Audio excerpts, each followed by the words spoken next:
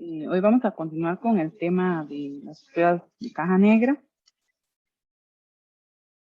Vamos a hacer un repaso de las técnicas que vimos la semana anterior y vamos a ver las dos técnicas que nos hacen falta, que son las tablas de decisión y los diagramas de estado. Entonces, vamos a ir primero al repaso, que es un formulario de Google donde son como 6 preguntas de marcar con X.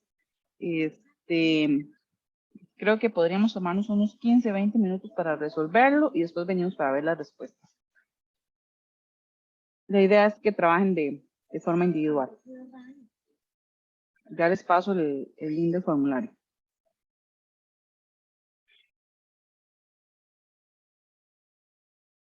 Ok, la primera pregunta decía que había un campo de entrada que tomaba el año de nacimiento que estaba entre 1900 y 2020.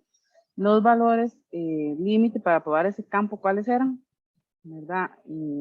Cuando hablábamos de valores límites, tenía que estar el mínimo más 1, podía estar el mínimo menos 1, en este caso. Un valor promedio, el máximo menos 1, el máximo y el máximo más 1. Esta era entonces la respuesta correcta.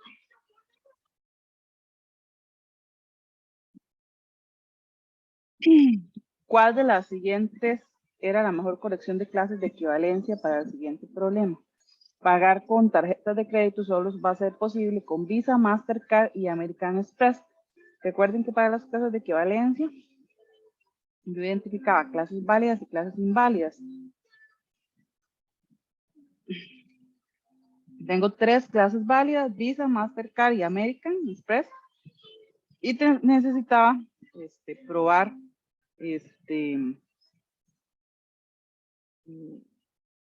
una tarjeta que no fuera de este tipo.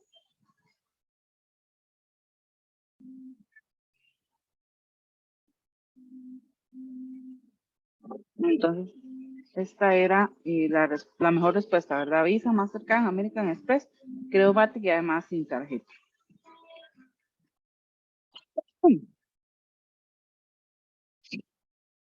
Ay, aquí no puedo ver la imagen.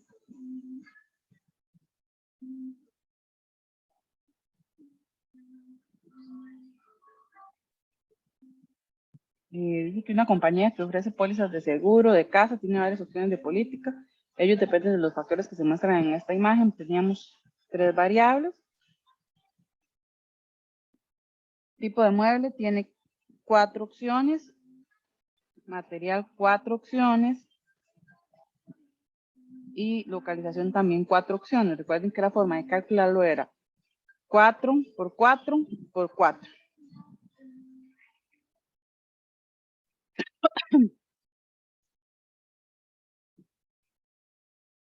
¿Profe? Que serían 64, sí. Y en ese caso no era usar el all pairs para... Es que yo monté la tablita, ¿no? All pairs. En lo del programita que usted nos había pasado, que montaba como las entradas No, válidas, algo así, ¿no? sí, pero cuando le piden que utilice all pairs, digamos, se lo indican ahí expresamente. Porque cuando Pero uno está haciendo una evaluación no es tan fácil como tener las entonces herramientas para poder hacerla. es que no entendí entonces para qué es que funciona el all pairs, no a los casos que son como los más necesarios.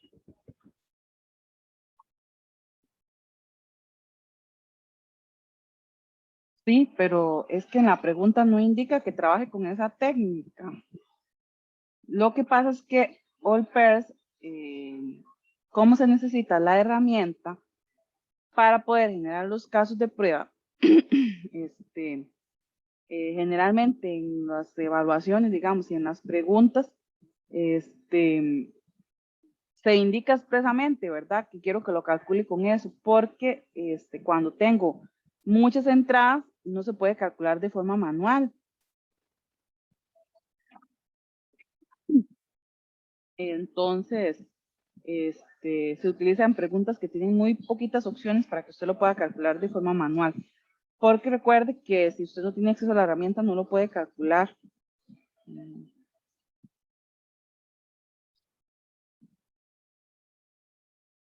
Luego dice que a la temperatura cae por debajo de los 18 grados, la calefacción se enciende y cuando la temperatura alcanza los 21, la calefacción se apaga.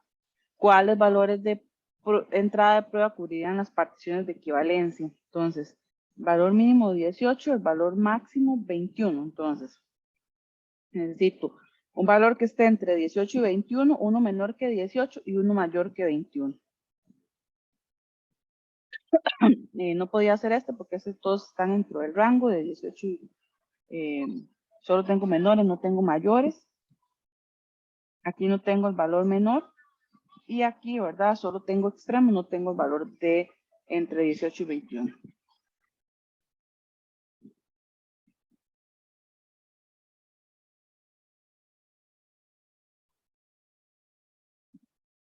Ahí los aviones, también tengo que ver la de aquí.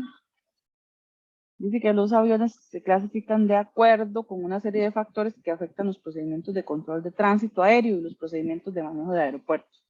Se introdujo un cambio reciente en el esquema de clasificación para reflejar el tamaño cada vez mayor de los aviones comerciales.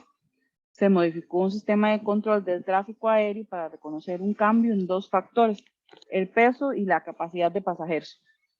La nueva clase incluye los aviones con un peso en vacío entre 4.700 y 9.500 y con capacidad de pasajeros entre 350 y 550. ¿Cuál sería la clase de equivalencia para esa nueva clase de aviones? Entonces, valores de peso entre 4.700 y 9.500. Uno menor que 4.700, uno mayor que 9.500. Para la capacidad, valores entre 350 y 550, un valor menor y un valor mayor. Por eso era la opción B.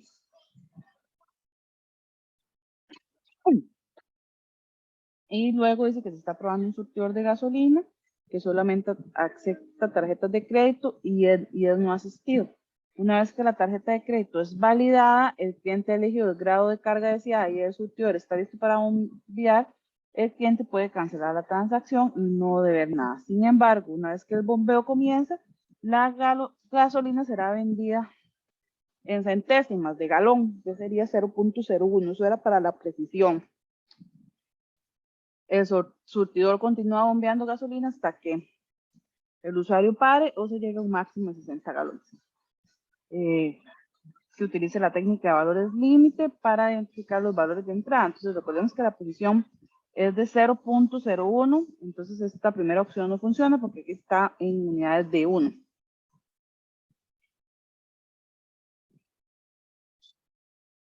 Aquí, igual, ¿verdad? No estoy usando la técnica de valores límites, estoy usando la de particiones de equivalencia. Y aquí vean que la disminución es en 0.1, no en 0.01. Por eso esta era la opción correcta. No sé si tienen alguna pregunta con respecto a esta práctica.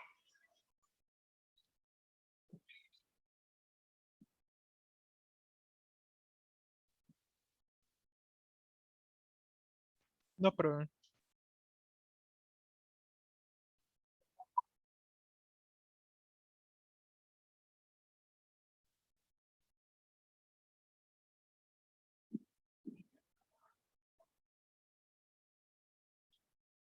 ¿Alguna pregunta? Dice alguien que él no tiene. profe, entonces, ¿cómo era la de los años de nacimiento? Que era, o sea, sé cuál es la respuesta, pero ¿cuál era el motivo, digamos?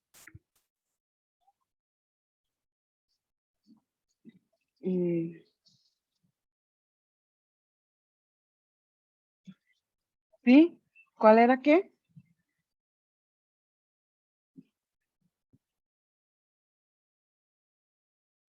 ¿Cuál era la pregunta?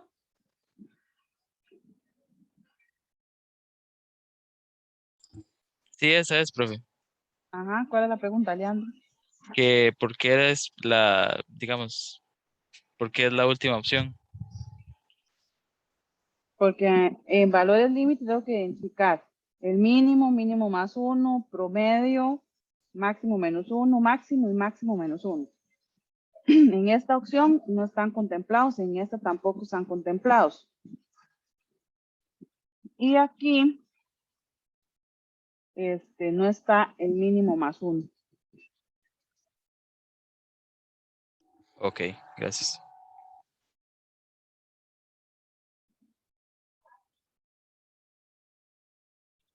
¿Alguna otra pregunta?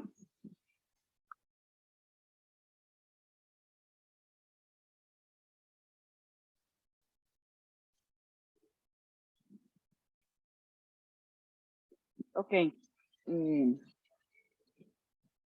Continúo entonces del proyecto.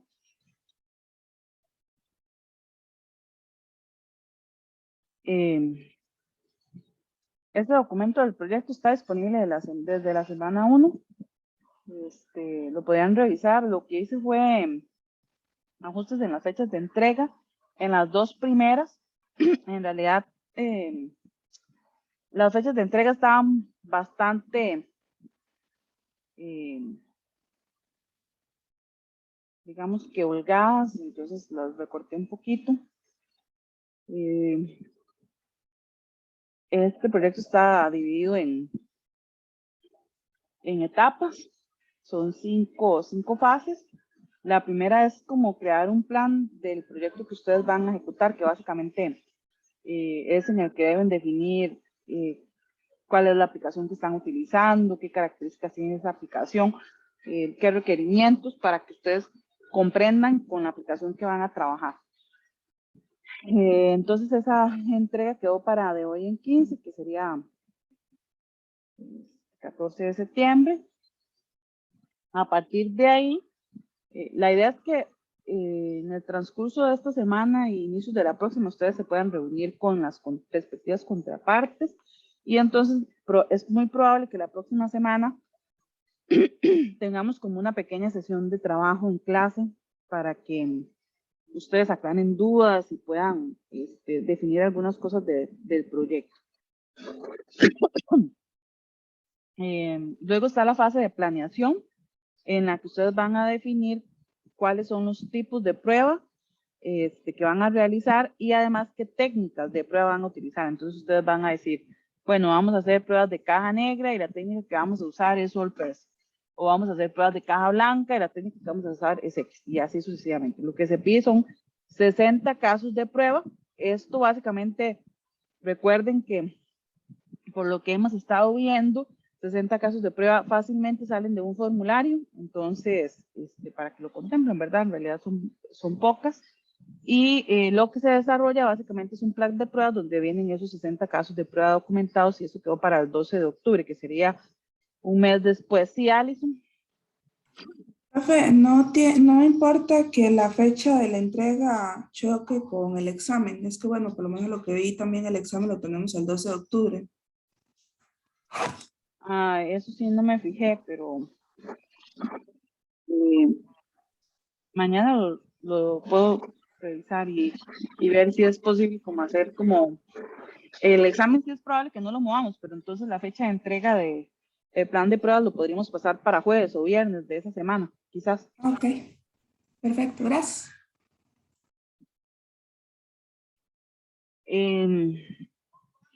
Luego hay una tercera etapa que es para automatizar las pruebas y que ustedes documenten los defectos. Ahí lo que tienen que entregar es los proyectos de las pruebas, ¿verdad? Donde están automatizadas y un informe de pruebas con los resultados, ¿verdad? Ejecutamos las 60 casos de prueba, 50 fueron automatizadas, 10 manuales, se identificaron X cantidad de defectos, etc. El proyecto de pruebas se entrega el 2 de noviembre y el informe el 16 de noviembre. Luego hay una fase de comunicación en donde ustedes hacen una presentación que estaría estipulada en horario de clases el 16 de noviembre, que es la semana 17. Esa semana se le pide a la contraparte que ha estado trabajando con ustedes que participe en la presentación para que pueda darles una retroalimentación del proceso. Y luego hay una fase de reflexión. Esta fase es individual, las demás todas son en grupo, pero esta fase es individual. Y se empieza a trabajar desde hoy es un diario reflexivo. Al final del documento viene como cuáles son las partes que debe llevar ese diario reflexivo y se entrega el 19 de noviembre. Se pide que las entradas de ese diario reflexivo sean cada 2 semanas. Entonces, nos quedan, hoy estamos en la semana 6 y, y finalizamos el proyecto en la semana 17. Entonces, el diario debería de tener mínimo 5 entradas. Luego aquí ya es algo que ustedes pueden revisar como con detenimiento, que lleva, viene muy bien explicado, creo yo, qué debe llevar cada uno de los entregables, los documentos, y además también viene bien descrito cómo va a ser calificado cada uno de esos rubros. No sé si tienen alguna pregunta.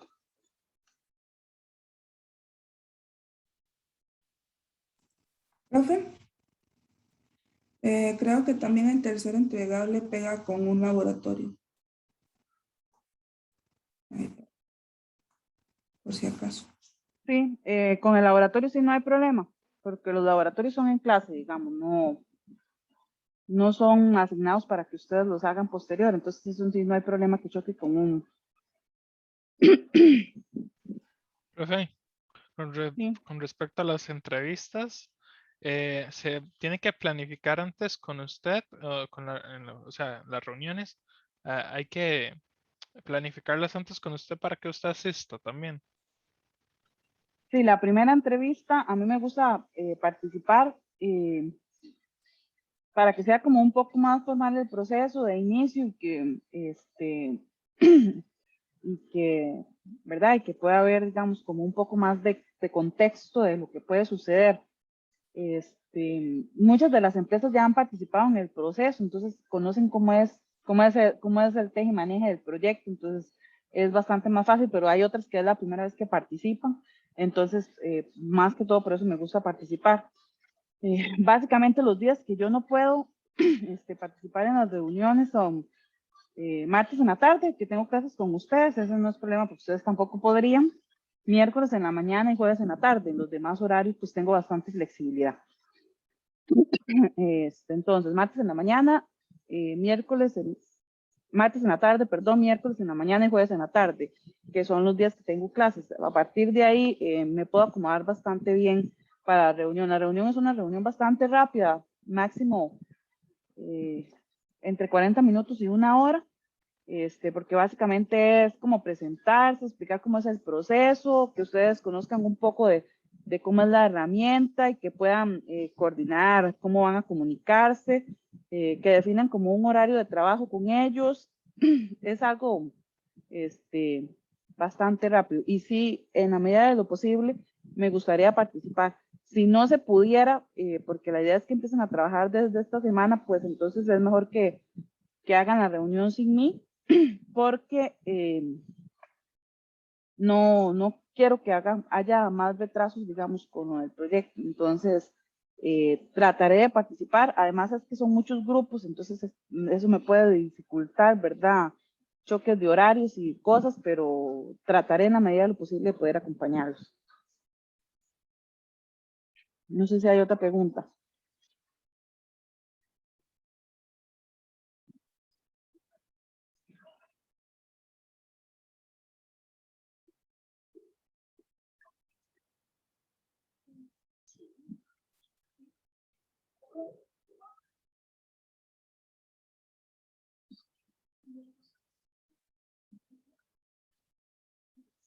Profe, ¿se puede grabar la reunión?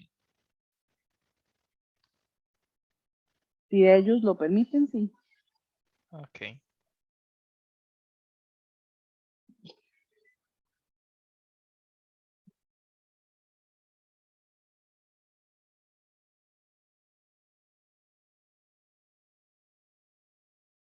¿Alguna otra pregunta?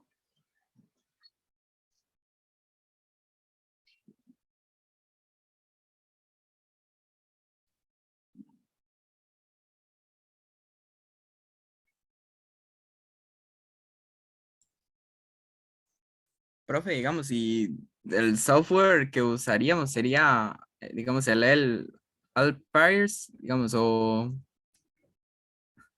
más adelante. Es que, vamos, hasta semana 10 empezamos a ver como ya hacer las pruebas, o sea, la práctica. Entonces, me imagino que pues, ir conociendo. Pero se te está cortando un montón. Logré entender apenas como software.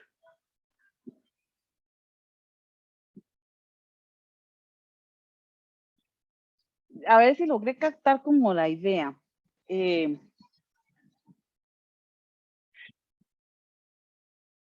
Nosotros en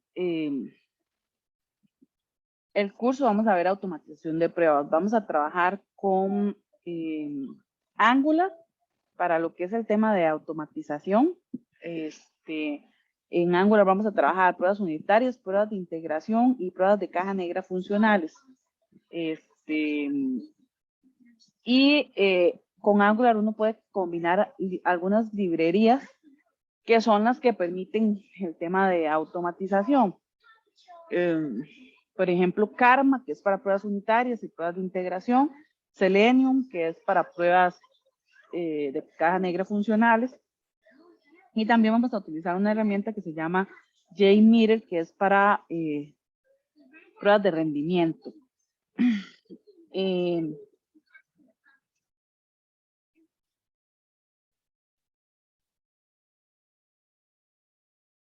Estas son las herramientas que nosotros utilizamos en el curso para automatización.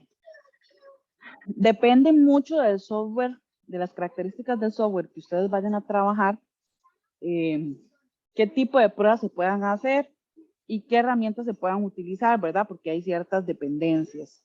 Si el proyecto, por ejemplo, está desarrollado, por decir algo, en .NET, yo no puedo utilizar Angular para pruebas unitarias, ¿verdad? Sino que tengo que utilizar el framework que tiene .NET para pruebas unitarias. Si el proyecto está en PHP, yo tengo que utilizar la librería que tiene PHP para pruebas unitarias, ¿verdad? Entonces hay dependencias.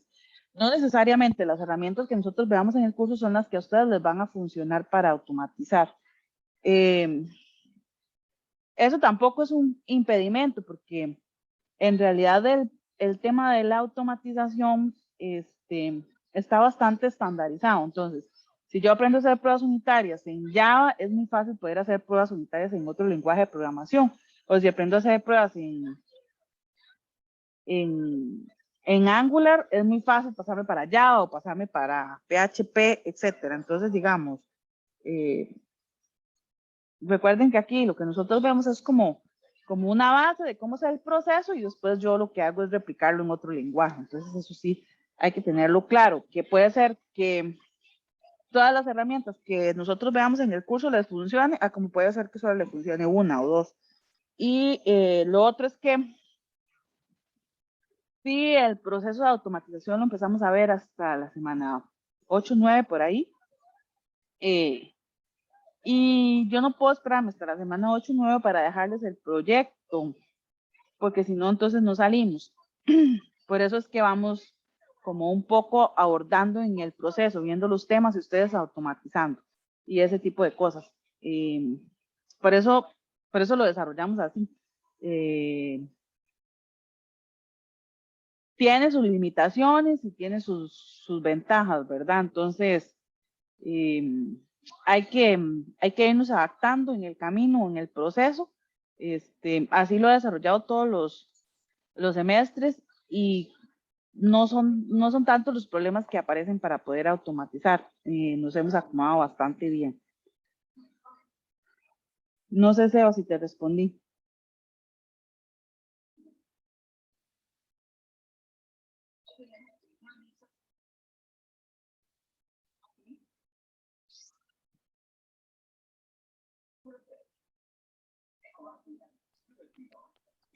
Profe, cualquier cosa, Sebas tiene problemas de internet y creo que en este momento... Sí, profe. Ahí está. Ahí por veces se me va, pero sí, gracias. Ahí más o menos escuché, pero sí, a veces se me va y ahí Está vuelve. bien. No sé si hay Gracias. alguna otra pregunta.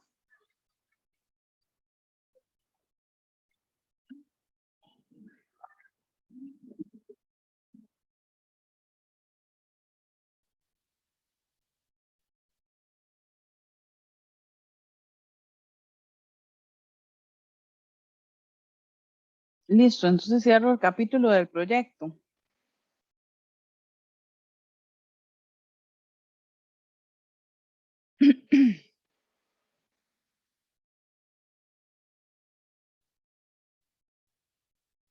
Ok.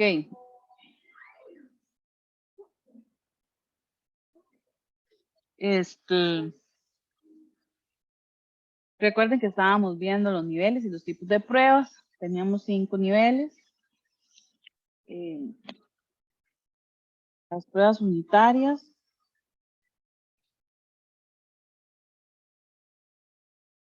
Las pruebas de integración, las pruebas de sistema de aceptación y de mantenimiento. Y teníamos tipos de pruebas estáticas y dinámicas. Y que dentro de las pruebas dinámicas teníamos pruebas de caja blanca y de caja negra y que nosotros estamos centrados la semana anterior y esta en las pruebas de caja negra funcionales. Vimos la semana pasada 3 técnicas de diseño de pruebas. La de clase equivalente, la de valores límite y la de combinación por pares. Hoy vamos a enfocarnos en ver tablas de decisión y diagramas de estado. Estas 2 técnicas son, digamos que como menos utilizados que las 3 primeras. Generalmente la mayoría nos inclinamos más por las 3 primeras técnicas que por estas 2, pero igual es importante conocerlas. Con respecto a las tablas de decisión,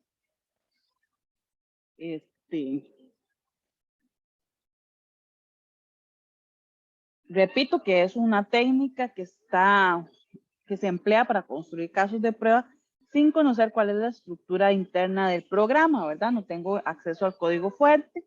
Lo que permite es listar las condiciones y las acciones en una matriz. La mayoría ya utilizaba una tabla de decisión. Básicamente funciona muy similar, en donde cada columna representa un caso de prueba o una combinación única, digamos, que debo probar, y me permite dar una estructura lógica al programa.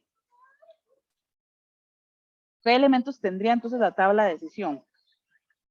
Las condiciones, ¿verdad? Que son con las que voy a trabajar, las acciones, que serían las salidas, las entradas válidas para determinar una condición y las reglas que indican qué acciones se disparan para cada conjunto de entrada. ¿Cuáles son los pasos de esta técnica? Bueno, lo primero que tengo que hacer es enumerar todas las causas en la tabla de decisión, calcular el número de combinaciones posibles, llenar la columna con todas las combinaciones posibles, reducir las combinaciones de pruebas, que esto, digamos, no es exigido la reducción de la tabla de decisión, más bien se utiliza bastante el que no esté reducida, pero igual se puede hacer. Después se hace una comprobación de que las combinaciones estén cubiertas y se añaden los efectos a la tabla. Este sería un ejemplo, ya este ejemplo está reducido de lo que sería una tabla de decisión. Aquí yo puedo ver, digamos, las partes que les mencioné, ¿verdad? Están las condiciones, están las acciones y dijimos que cada columna era un caso de prueba. Este es un ejemplo de un cajero automático. Tengo 4 condiciones. Una tarjeta, que la tarjeta sea válida, que el PIN sea válido, que el PIN sea inválido igual a 3. Recuerden que aquí hay una acción que es que cuando el PIN es inválido, digitado por 3 veces, la tarjeta es retenida. Y luego, si lo que voy a hacer es un retiro, lo que me pregunta es si el balance, ¿verdad?, es correcto. Y luego están las acciones, ¿verdad? Es que se puede rechazar la tarjeta, se puede reingresar el PIN, se puede guardar o retener la tarjeta, se puede reingresar un pedido y se puede dispensar el efectivo. En esta tabla de decisión es una tabla de decisión donde las reglas, los valores están dados solamente por sí o no. Tengo 2 opciones únicamente. Entonces, la tarjeta es válida, sí o no. El PIN es válido, sí o no. El PIN inválido es igual a 3, sí o no, ¿verdad? En todos los casos. Si el balance está ok, sí o no, igual.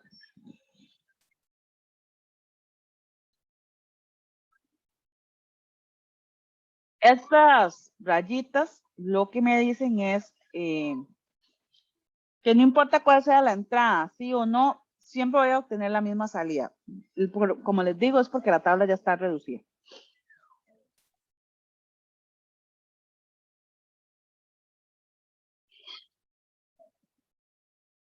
Para comprobar que las combinaciones están cubiertas, lo que sí debo verificar es que cada variable se debe probar al menos una vez con sí y otra con no, ¿verdad? Lo que sucede, ¿verdad? Aquí, vean que aquí está sí o no, sí o no, sí o no y sí o no, ¿verdad? Eso sí debe quedar cubierto.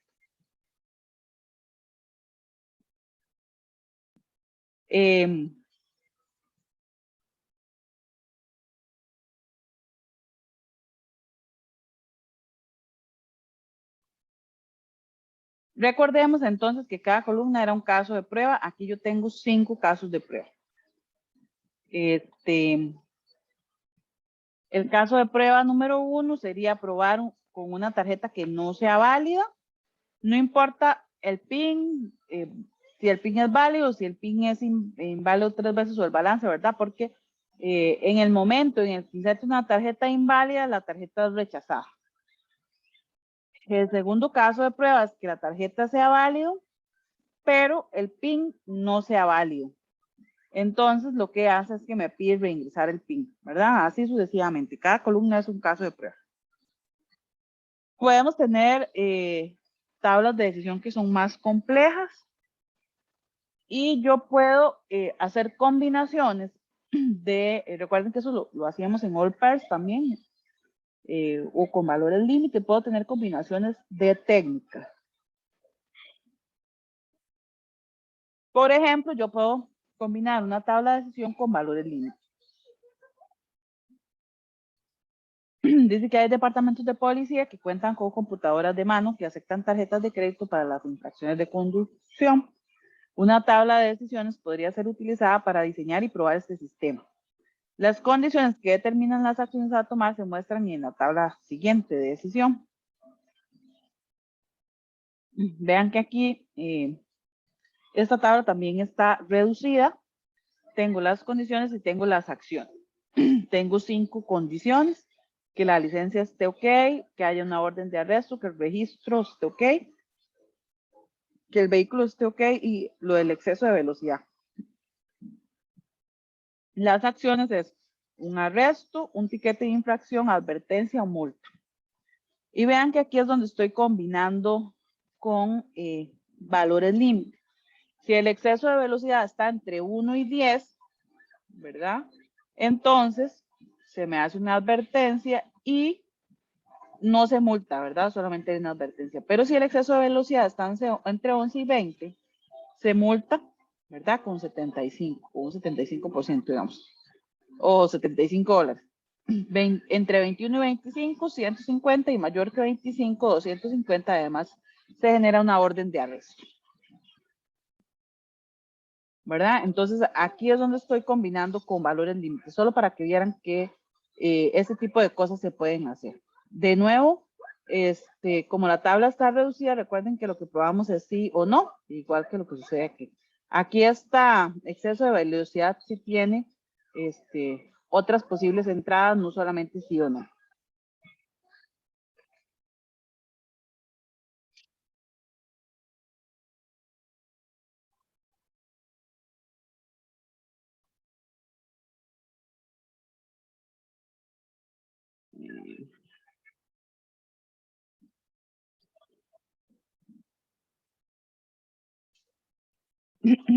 Este sería otro ejemplo. Dice que hay un cliente de la empresa que paga dentro de los 30 días y la cantidad no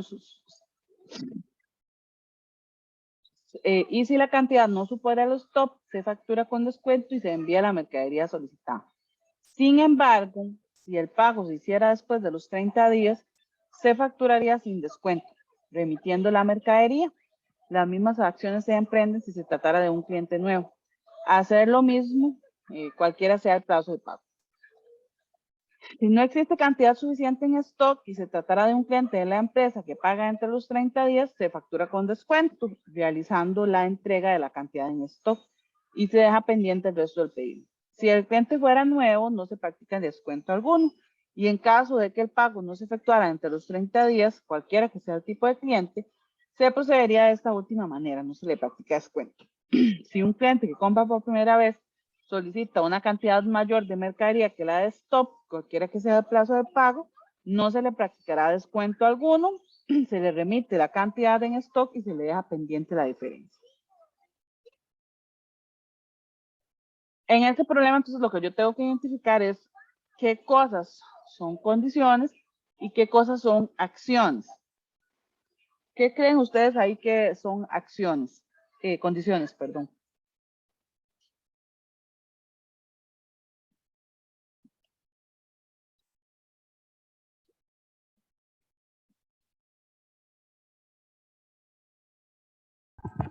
Las sentencias que tienen sí. Por ejemplo, si el pago se hiciera después de los 30 días.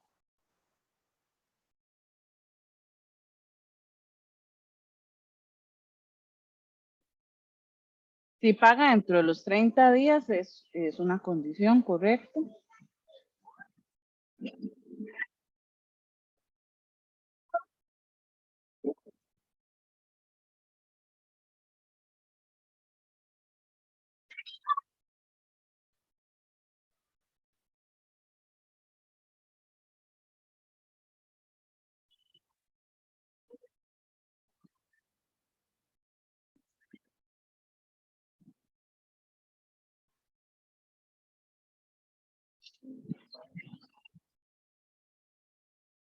¿Cuál otra cosa serían condiciones?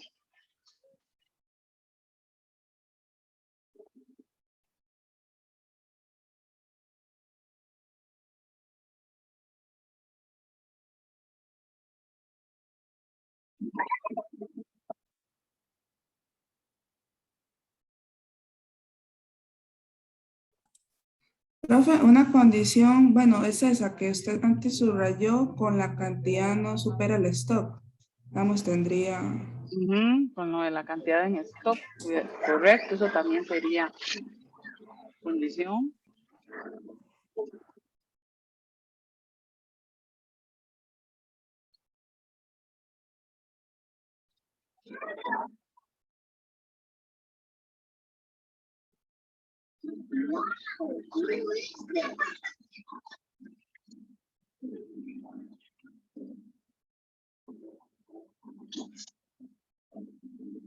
Y la otra condición es el tipo de cliente, ¿verdad?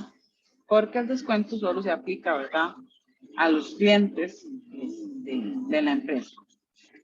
¿Qué cosas son acciones?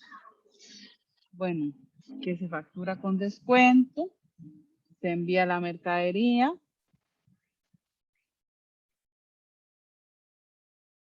y,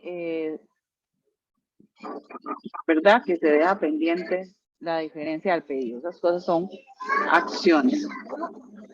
Entonces, aquí tengo las condiciones o las causas, que sería si es un cliente de la empresa, si el plazo de pago es menor a 30 días y si la cantidad solicitada es menor al stock. ¿Qué efectos o acciones tengo? Bueno, facturo con descuento o facturo sin descuento. Se envía la mercadería solicitada, se envía la cantidad en stock o se deja pendiente la cantidad solicitada menos el stock. Ese es el paso número 1, ¿verdad? Identificar las causas y los efectos de la tabla de estudio. Luego tengo que calcular el número de combinaciones posibles, o sea, obtener el número de casos de prueba. ¿Cómo hago eso? Bueno, la teoría lo que dice es, si todas las causas son valores de sí y no, entonces lo que yo hago es 2, ¿verdad? Porque son 2 valores, sí o no, elevado al número de causas. En este caso tengo 3 causas, entonces sería 2 a la 3, 8 casos de prueba. Tendría 8 combinaciones. Si tuviera una causa que tiene más de 2 valores, por ejemplo 3, Entonces, tendría que hacer 3 a la 1 por 2 a la 3, me daría 24 casos.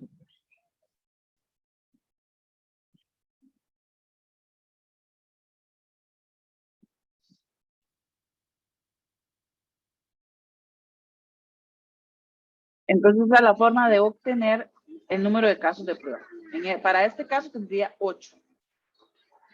Aquí los enumeré, 8 casos de prueba. ¿Cómo lleno la tabla? Bueno, recuerden que es, esto en las tablas de decisión es como arbitrario, es muy fácil. Como son 8, tengo 4 sí, 4 no. Luego la segunda sería de 2 en 2, 2 sí, 2 no, 2 sí y 2 no. Y luego aquí de 1 por 1, sí, no, sí, no, sí, no, sí y no. Sí. Cuando se empiezan a llenar así, en algún caso puede que quede vacío o algo así, o cómo ve que está eso para que le quiera una rayita. ¿Cuál rayita? La rayita que era como un guión, digamos, ¿por qué era que pasaba el guión? Porque se redujo la tabla. Ah, ok. Aquí, Digamos, uno siempre cuando hace esto en al principio y luego se ajá, reduce. Ah, ok. en este paso no quedan espacios vacíos. Y la reducción no es obligatoria. O sea que si la dejas hasta aquí, está bien. Ah, ok. Gracias.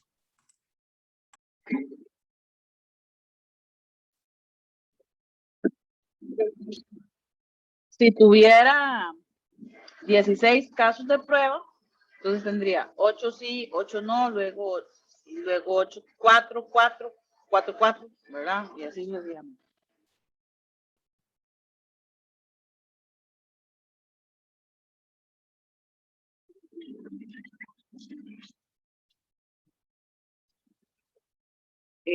Ahí ya yo ¿verdad?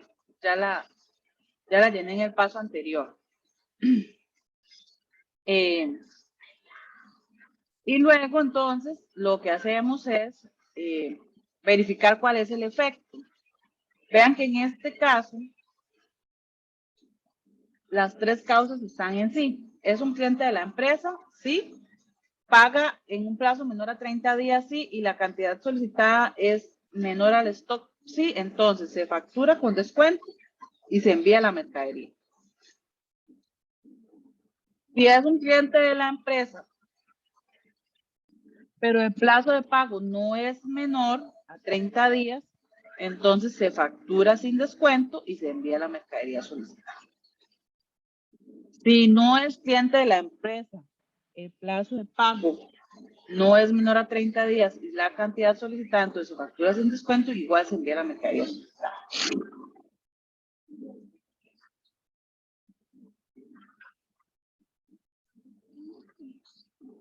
Aquí sucede lo mismo. Aquí si es un cliente de la empresa, el plazo de pago es menor a 30 días y la cantidad solicitada no es menor, entonces facturo con descuento, envío lo que tengo en stock y dejo pendiente el resto. Y así sucesivamente, ¿verdad? Lo que hacemos es leer los 8 casos de prueba.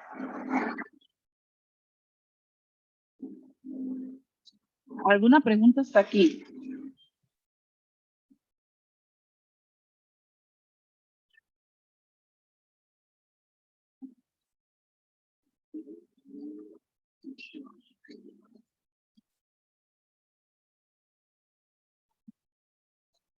Ok.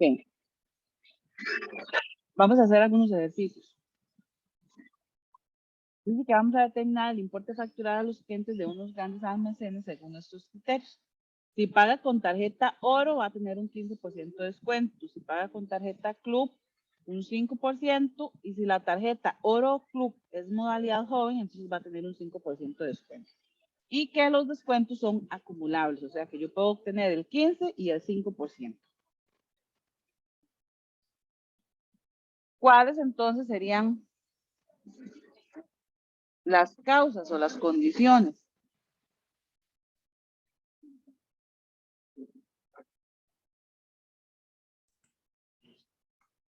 Pagar con tarjeta oro, La tarjeta oro, tarjeta club, la tarjeta club, y si alguna de las dos es modalidad joven. la modalidad joven.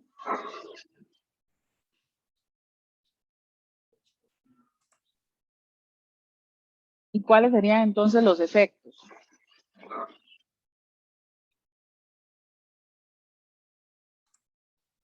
Descuento de 15%. Los descuentos, ¿verdad?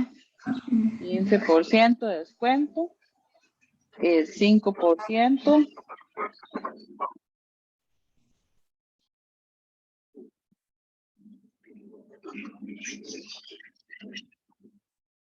Y luego aquí abajo, es que no lo puedo escribir porque se me activan las cosas, tengo otro 5%, ¿verdad? ¿Cuántos casos de prueba voy a tener?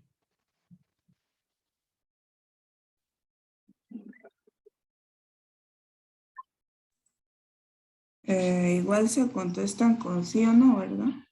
Todos se contestan con sí o no. Entonces sería 2 a la 3, 8. Vamos a tener 2 a la 3, ¿verdad? Todos son de sí o no. Tengo 3 causas, 8 casos de prueba.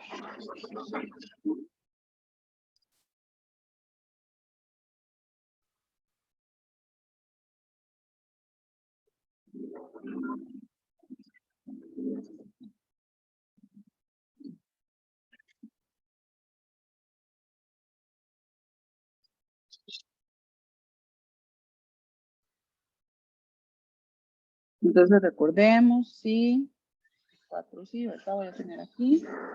No, no, no, no. Luego 4. 2.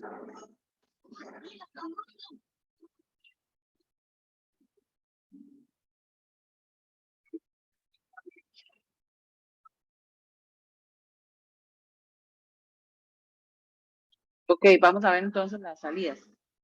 ¿Qué pasa con este caso de prueba? Dice que tengo una tarjeta oro y una tarjeta club. ¿Será eso posible? La misma tarjeta de 2 tipos.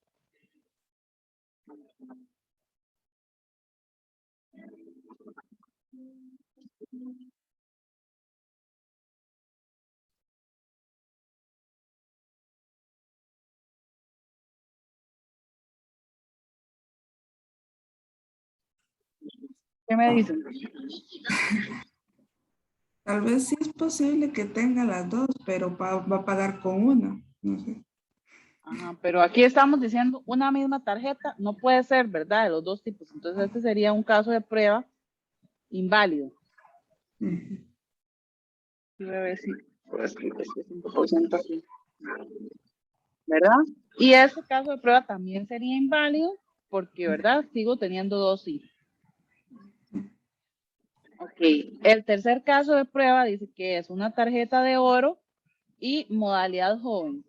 En ese caso, voy a obtener el 15% de la tarjeta de oro y el 5%, ¿verdad? Del acumulable de la modalidad joven. Aquí solamente es tarjeta de oro, entonces solo voy a tener el 15%. En el segundo caso dice que es una tarjeta club modalidad joven, entonces voy a obtener 5 y 5. Aquí solo es tarjeta Profe, club. Sí, señor. ¿qué es lo último de la tabla? Lo último. 5%. Ese no es el más bien el penúltimo. Los dos son 5%. Ok. 5% aquí y 5% aquí. Es que esa cosa cuando escribo ahí me activa los... el último caso de prueba no tengo salida, ¿verdad? Porque dice que la modalidad, ese descuento de la modalidad joven solo aplica si la tarjeta es oro o club. Este es el caso en el que es cualquier otra tarjeta de crédito. Entonces, y el último, ¿verdad? Tampoco tengo salida porque todos son no. ¿Alguna pregunta?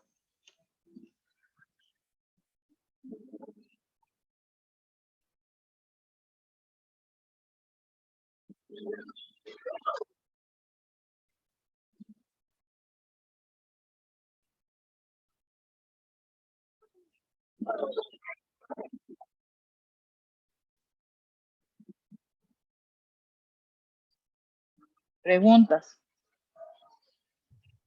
Profe, entonces siempre para calcular el tamaño de la tabla es las causas solamente, no los efectos. Solo las causas. Es que, bueno, en una diapositiva anterior, bueno, seguro es que no entendí, pero donde decía que se calculaba 2 a la número de causas, había un ejemplo que decía, si una causa con 3 valores y 3 causas tienen 2 valores, entonces 3 a la 1 por 2 a la 3, no entendí ahí. Es que pueden haber causas que tengan más de 2 opciones, no solamente sí o no. Por ejemplo, la que vimos antes, esta de exceso de velocidad tiene 1, 2, 3, 4 opciones.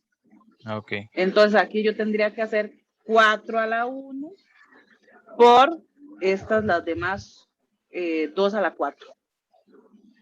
ok. Gracias. ¿Alguna otra pregunta?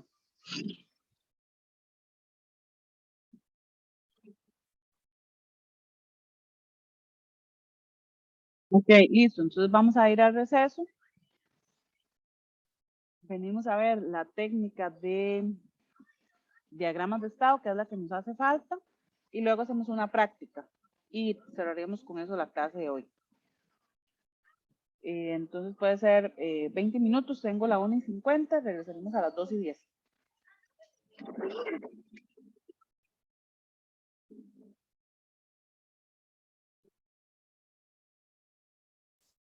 Entonces vamos a continuar con la técnica de diagramas de estado. Entonces, está basado en las máquinas de estado que permiten documentar el diseño de algunos sistemas y capturar requerimientos, básicamente, o relacionados a protocolos de comunicación, sistemas de control de movimiento, software de control de dispositivos como la impresora, ciclo de vida de entidades o ciclos de negocio.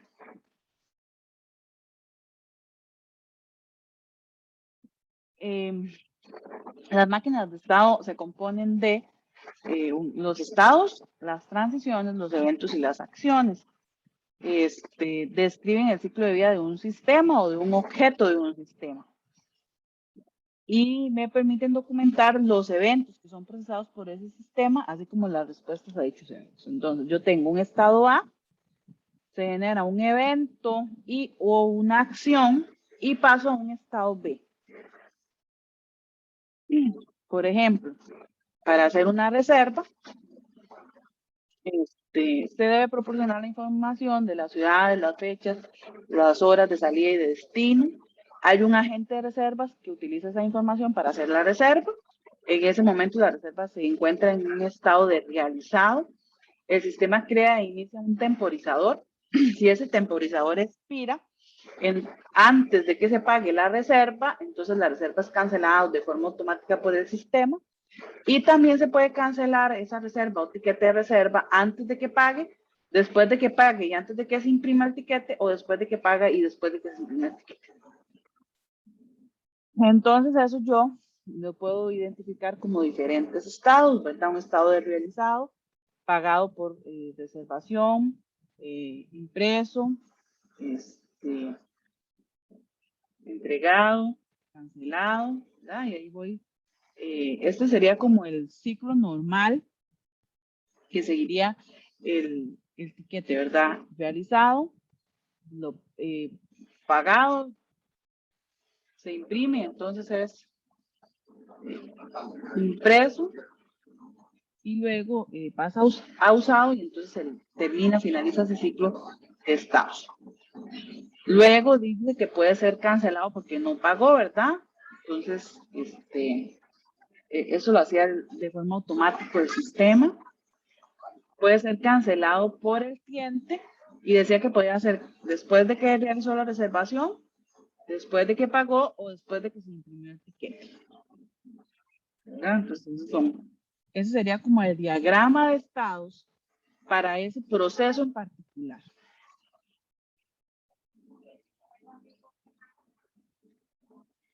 ¿Cómo hago para calcular los casos de prueba para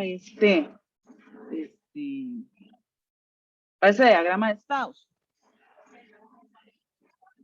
Dice que lo que se hace es multiplicar el número de nodos por el número de flechas y además debo sumarle un caso de prueba. Entonces tengo 1, 2, 3, 4, 5, 6 nodos y tengo 1, 2, 3, 4, 5, 6, 7, 8 flechas. 6 por 8, 48 transiciones. Le quito las 8 flechas y le sumo 1, me da 41 casos de prueba. Esa sería la forma en la que yo calculo los casos de prueba. Otra forma en que los puedo obtener es que yo verificar que se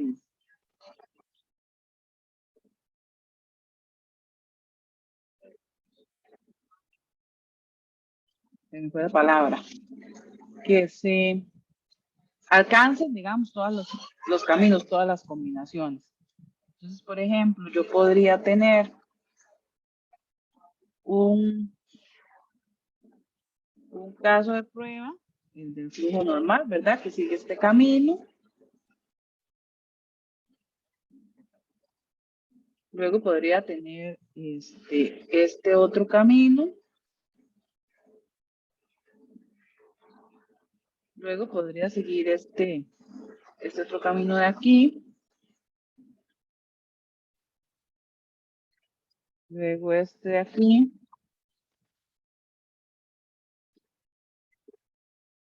Y luego podría seguir este camino de aquí.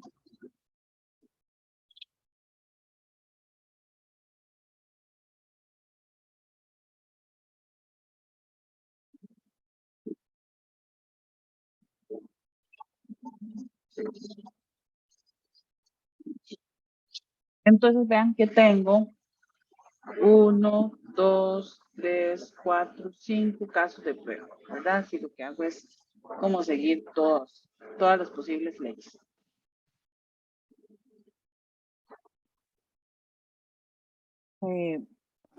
Con ese diagrama de estados yo puedo definir también una tabla de transiciones que lo que me permite es ver, digamos, como todos los posibles flujos que puedo tener, ¿verdad? Cómo pasa de un estado a otro estado, ¿verdad? Entonces, tengo un estado actual, un evento, una acción y cuál es el próximo estado en el que me voy a encontrar, ¿verdad? Entonces, básicamente lo que me permite, ¿verdad? Es ver cómo paso de un estado a otro estado. Eso fue lo que hice anteriormente, ¿verdad? Donde estaban los 5 casos de prueba. ¿Verdad? Cómo los definí siguiendo la ruta. Y aquí entonces ya yo puedo definir, ¿verdad? Cuáles serían los casos de prueba. ¿Verdad? Que si estoy en Made, se genera el evento de pagar y entonces paso al estado pagado. Está mail, el evento cancelado, entonces cancelado por el cliente. Y así sucesivamente, ¿verdad? Así sería la forma en la que defino los casos de prueba, que básicamente, ¿verdad? Serían estos 5 de aquí. Este sería un ejercicio. Vamos a ver, tengo 2. Dice que hay una lavadora que pasa por los estados de enjuagado, lavado y secado. Ahora es como el ciclo normal de entonces tengo 3 estados.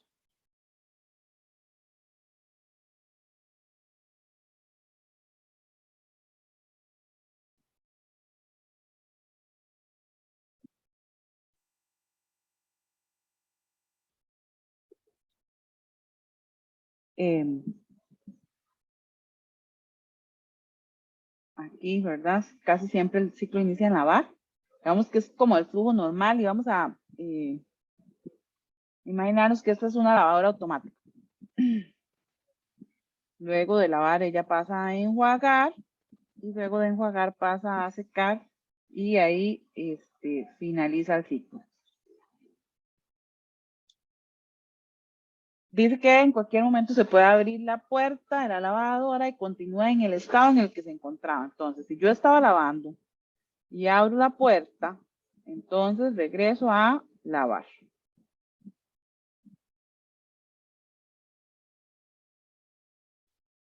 Si está enjuagando, ¿verdad? Sucede lo mismo. Aquí está abrir puerta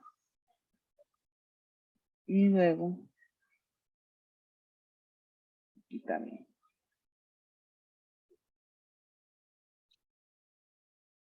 Ok, ¿cuáles casos de prueba podría? Bueno, aquí, ¿verdad? Tengo una combinación infinita de casos de prueba, ¿verdad? Dijimos que el ciclo normal,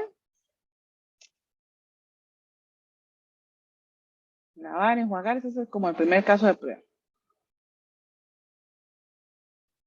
Puedo tener lavar, abrir puerta, vuelvo a lavar, enjuago y seco.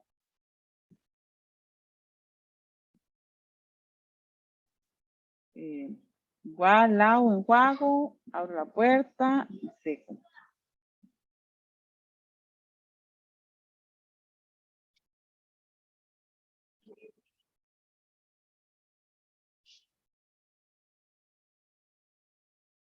Aquí puedo hacer lo mismo, lavo, seco, con el mismo color. Y, ¿verdad? Y así sucesivamente, todas las combinaciones que podamos definir. Estos son como los casos de prueba mínimos, ¿verdad? Porque ya recorrí todas las flechas. Podría ser que hagamos otras combinaciones, pero digamos que los mínimos deberían de ser estos porque ya cubrimos todas las flechas.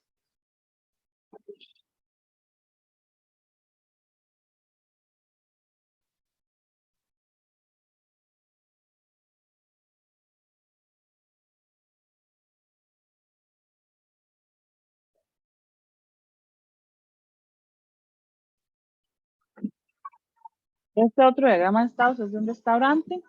Dice que los clientes pueden llamar por teléfono para hacer una reserva. Si el cliente llega al restaurante 20 minutos después de la hora reservada de la mesa, el sistema se encarga automáticamente de dejarla libre. En el caso de llegar a tiempo, bastará con indicar el número de reserva y se le sentará en el lugar que le corresponde. Estos son los estados en los que está esa mesa.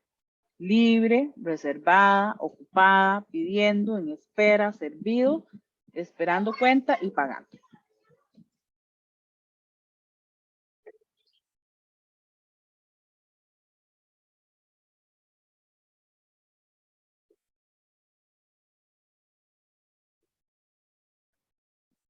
Entonces, tengo un estado libre, que es como inicia, digamos, el flujo, ¿verdad?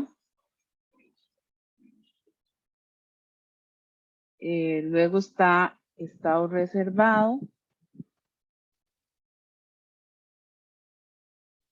Luego está el ocupado.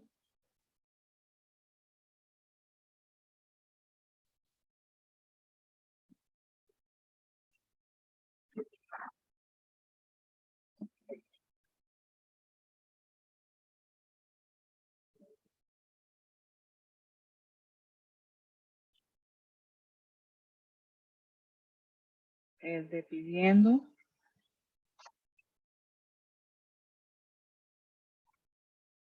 En espera.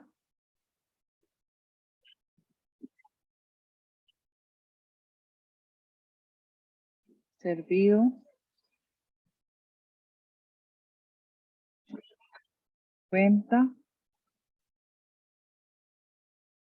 Y la de pagando. Lo voy a hacer por aquí arriba. Me va a quedar un poco inentendible, pero bueno. De libre, ¿verdad? Puede pasar a reservado. Hay un evento, ¿verdad? Que decía que si pasan 20 minutos hay un temporizador, igual que el de la reserva del hotel, que la mesa regresa libre, ¿verdad? Entonces aquí de reservado puede regresar a libre. Si la persona llega, entonces pasa a ocupado. Luego de ocupado pasa a, ¿verdad? A la gente pidiendo. de pidiendo en espera de comida,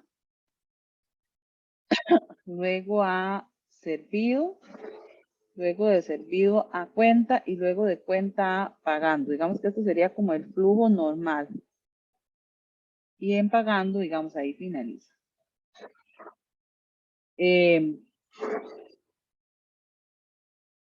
Aquí hay otras cosas que no se mencionan, digamos, en este ejercicio, ¿verdad? Se menciona solo como el flujo normal, pero por ejemplo, yo llegué y me senté, ¿verdad? La mesa está ocupada, pero algo no me gustó y simplemente me voy del restaurante, ¿verdad? Entonces puede volver a libre. Y hay otras opciones ahí.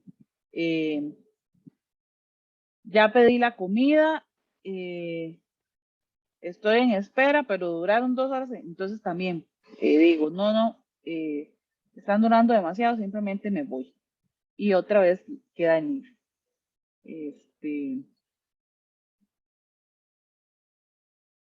Pero eso parece Turing. Sí, ¿verdad? Y hay otras opciones. Entonces, este es un diagrama pues más complejo y en realidad tendría, ya ahora si me pongo a dibujar los casos de prueba ni se entendería por el poco de rayas que hice, por el espacio que tengo, ¿verdad? Pero entonces la lógica es la misma, ¿verdad? En la que el flujo normal es de libre, reservado, ocupado, pidiendo, en espera, sentado, cuenta y pagando. Y ahí, ¿verdad? Todas las demás combinaciones. De libre, reservado, libre, ¿verdad? Ese sería otro caso de prueba. Libre, reservado, ocupado, libre, ¿verdad? Ahí tendría los otros casos de prueba. No sé si tienen preguntas con respecto a los diagramas de estado.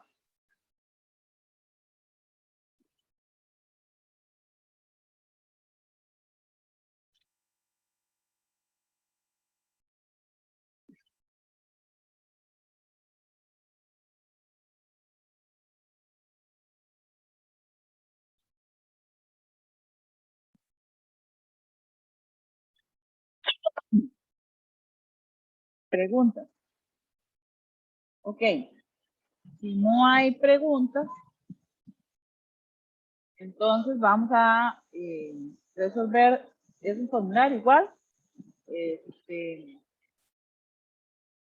unos ejercicios. Esos ejercicios serían básicamente de tablas de decisión y diagramas de estado. Voy a pasar aquí por el chat.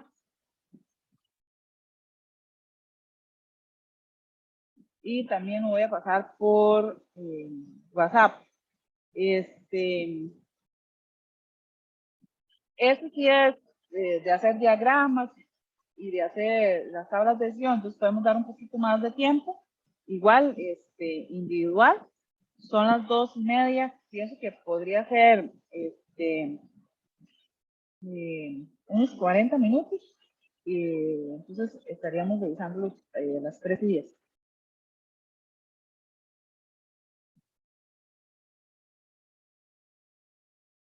¿Está bien, profe? Ok, entonces vamos a ver la solución. Aquí lo que se pedía era, se daban 2 casos de prueba, ¿verdad? Serían 2 reglas.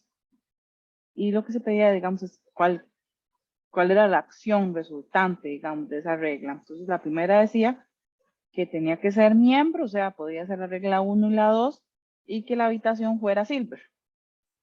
Entonces, la salida era esta, que se daba una actualización gold.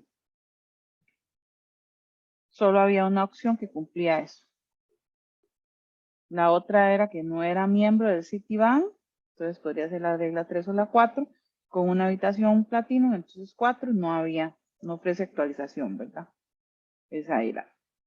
Teníamos este diagrama de estados para un surtidor de gasolina. Lo que se quería era cuántos casos de prueba se necesitaban. En este caso se necesitaban 4. ¿Verdad? 1 de flujo normal. 2, ¿verdad? Que se quedan esperando el cliente. 3 y 4. Luego, una aplicación de comercio electrónico, donde había una membresía premium, recibía un 15% en la primera compra del programa. El cliente puede usar un cupón electrónico y un 15%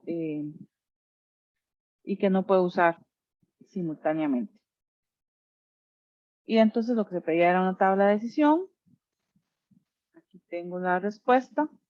Era registro por primera vez y que el cliente use el cupón. Aquí también podría llamarse suscripción, cualquiera de las dos cosas es lo mismo, ¿verdad? Porque la suscripción solo se hace una única vez. Y teníamos entonces los efectos, eran un 15% de descuento o un cupón, entonces eran 4 reglas. Y entonces era verdadero, falso y falso, verdadero, falso.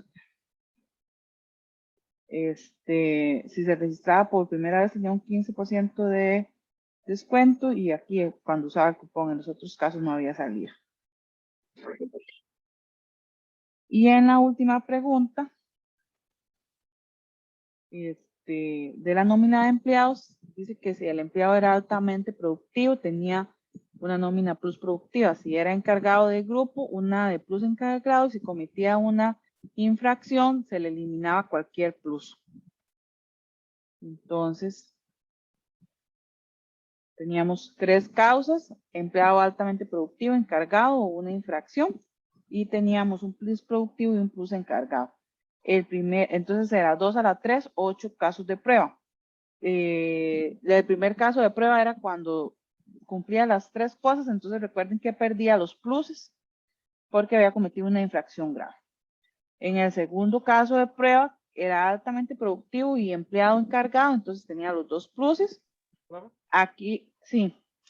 Yo podría haber agregado en efectos que perdiera los pluses. Es que, bueno, no sé si es que, por ejemplo, yo puse 3 efectos: el plus de productividad, el plus del encargado y el menos pluses. Sí, sí podía haberlo, sí podía haberlo agregado. Okay.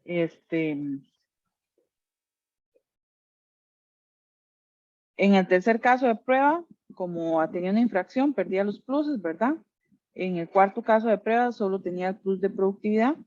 Aquí en el quinto caso de prueba igual había una infracción, entonces perdía los pluses. En el sexto tenía el plus de encargado. En el séptimo no había salida porque tenía una infracción, y en el octavo todos eran no, entonces tampoco había salida. No sé si tienen alguna pregunta. Las tablas de decisión no tienen que quedar exactamente iguales, ¿verdad? Puede ser que haya variaciones, que se utilicen otras cosas. Lo que sí es que debe haber tal vez una estructura ahí que me permita deducir lo que dice el problema. Como decía el compañero, por ejemplo, pude haber agregado un efecto adicional, que eso no perjudicaba la tabla. Lo que sí hay que tener mucho cuidado es con las causas. Esas sí tienen que quedar muy bien identificadas. No sé si hay preguntas.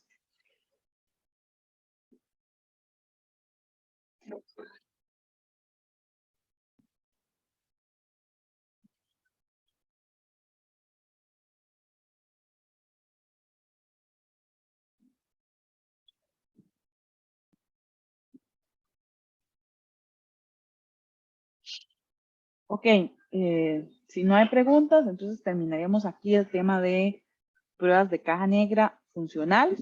La próxima semana iniciaríamos con el tema de pruebas de caja blanca. Entonces, nos vemos. Hasta luego.